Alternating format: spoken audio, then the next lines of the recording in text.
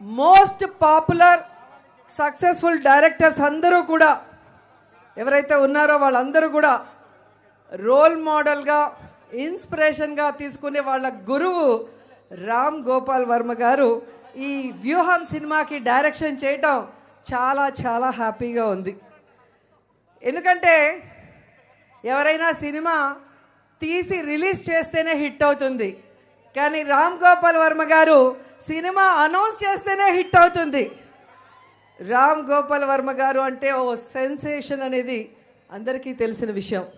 ఎప్పుడైతే ఈ వ్యూహం సినిమా టైటిల్ని అనౌన్స్ చేశారో సైకిల్ పార్టీకి షేక్ అయిపోయింది.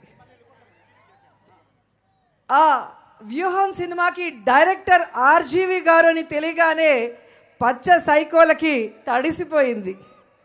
ఎప్పుడైతే ఈ వ్యూహం టీజర్ వచ్చిందో చంద్రబాబు నాయుడికి చెమటలు పట్టేశాయి. ఎప్పుడైతే వ్యూహం ట్రైలర్ వచ్చిందో లోకేష్ గాడికి వణుకు పుట్టి పరుగులు తీశాడు. అంటే ఈ సినిమా సంథింగ్ స్పెషల్ అవునా కాదా? చంద్రబాబు నాయుడి కుట్రలు కుతంత్రాలకి జగనన్న ఆలోచనలకి మధ్య జరిగిన సంఘర్షణే ఈ వ్యూహం సినిమాని ట్రైలర్ చూస్తే అర్థమవుతుంది. కానీ రామ్ గోపాల్ వర్మ గారు బ్రిలియంట్ డైరెక్టర్ అనేది ఈ ట్రైలర్లో ఒక డైలాగ్ చూస్తేనే అర్థమైపోతుంది.